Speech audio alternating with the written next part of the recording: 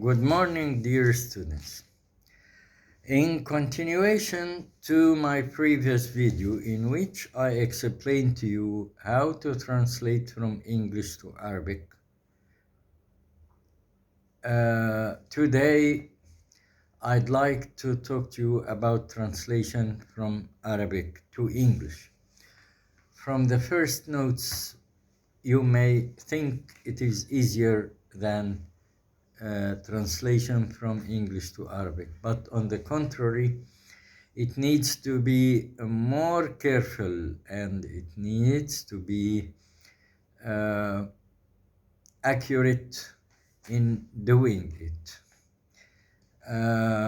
I have simplified this lesson into some points that should be put in prime consideration when you do this type of translation. Number one, try to get the meanings of the difficult words in the sentence or the paragraph you are translating. If you refer to Google or to a dictionary may give you better meanings, especially if it is of the same language, English, or Arabic. But if you refer to Google, it will give you only not exact meanings and not necessary to be going with the meaning of the sentence that you are translating. So you have to depend on it only in getting meaning of words, but not the whole sentences, because Google may give you something like bricks or blocks, but it will not help you to build a wall, because it will be lacking cement. What is cement? Cement is grammar and structure, good structure. So you can only get the meaning of words and depend on yourself when you build a good sentence. Depend using the rules that I have given to you when we talked about the sentence structure. Number two, look for the subject and begin your sentence with, after getting the meanings of the difficult words. Determine their positions in the sentence. Say, this is the subject, this is the verb, this is an adjective, this is an adverb, and so on. Begin your English sentence with the subject. Okay? Number three, try to stick to the English grammar rules that you have studied. To begin the sentence with the subject, followed by the verb, followed by the complement, which may include an object, an adjective, an adverb, and so on. You may exceptionally, in exception of this, you may begin your sentence with an adverb, or especially adverb of time. If you have more than adverbs, you can begin with an adverb of time, and the other adverb is used in the following parts of the sentence. Number four, notes that an adjective in Arabic is used after the nouns, but in English we use it before nouns. This is a difference that you must be aware of. Also, regarding the adjective is always used in singular form, not in plural form. When I say a good boy, I cannot say good boys, of course, because adjective in English is only used in singular form.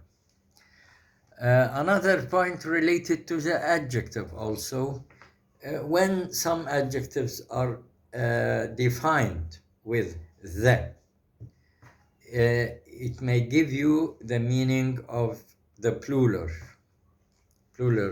of the noun. Like, for example, plural, yes, like, for example, a rich man. When I say the rich, I defined it. It gives me the meaning of many rich people. When I say the poor, it means many poor people. The handicapped, many handicapped people. Like this. So when we define an adjective, it may give you the meaning of the plural. Number 5. In some cases, number 6, not 5. You can use an adverb before an adjective or before another adverb to clarify the meaning of the sentence in a better way. Okay? The word يعد or يعتبر in Arabic is translated in a verb to be in the present simple tense. So it's translated into is or are, according to the subject or the noun, plural or singular. Okay? The word قام plus any verb like قام الرئيس بافتتاح مشروع جديد أمس. For example, قام is always neglected. It's not to be translated into English. It's neglected, and we start with the subject followed by the verb. So we will say قام الرئيس بافتتاح مشروع جديد. That means you will start with the president followed by the verb directly without قام. Means افتتح. Okay? The word لقد plus a verb. لقد ذاكرت دروسي أمس. Any simple sentence to clarify the meaning. لقد ذاكرت. This is a simple sentence. لقد here is translated into present perfect tense. Okay? Present perfect tense.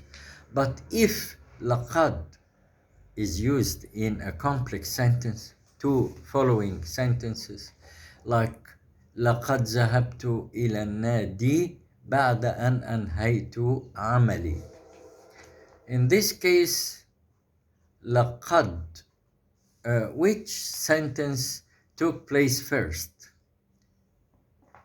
أنهيت عملي, and then I went to the club. So لقد is to be translated into past perfect, and the following sentence in the past simple. In this case, because there are two sequence of events, I mean two following actions. Okay?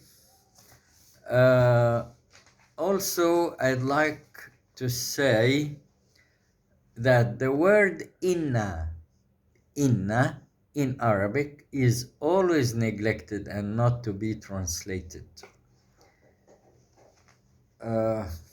Examples are so many when we read inna in the beginning of any Arabic sentence. Neglect it and translate beginning with the subject, verb, and so on. The subject in the Arabic sentence may be a hidden noun or pronoun, okay? Or especially hidden pronoun, like لقد شاهدت أمس فيلما جيدا. This ta, شاهدت, is the subject. You have to find it and get it to be used as a subject in the translated English sentence. Okay, means I.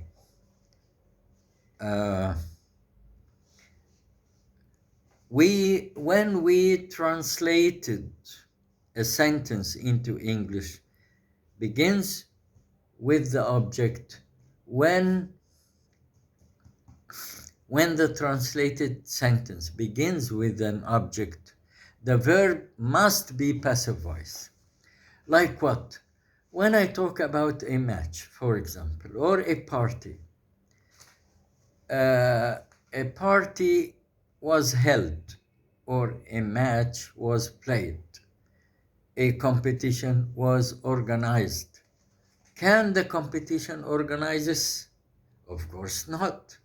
It's organized or to be organized, but it does not organize. The match does not play, but is played.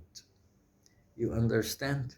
So whenever the sentence begins with an object, the verb must be passive voice.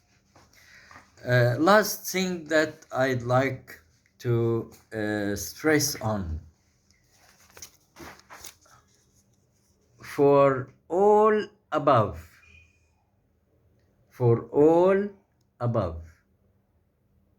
we can say that translation is an applied art.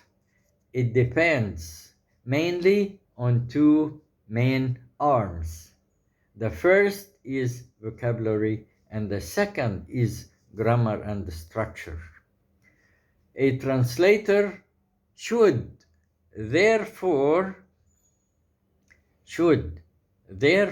be well aware of the language from which he translates to his own language or his mother tongue. Okay, in conclusion, a translator must be well aware of grammar of both languages, his own and the language from which he translates. This is in addition to a good command of vocabulary of both languages, of course, so as to be able to translate from any one of them to another. Okay?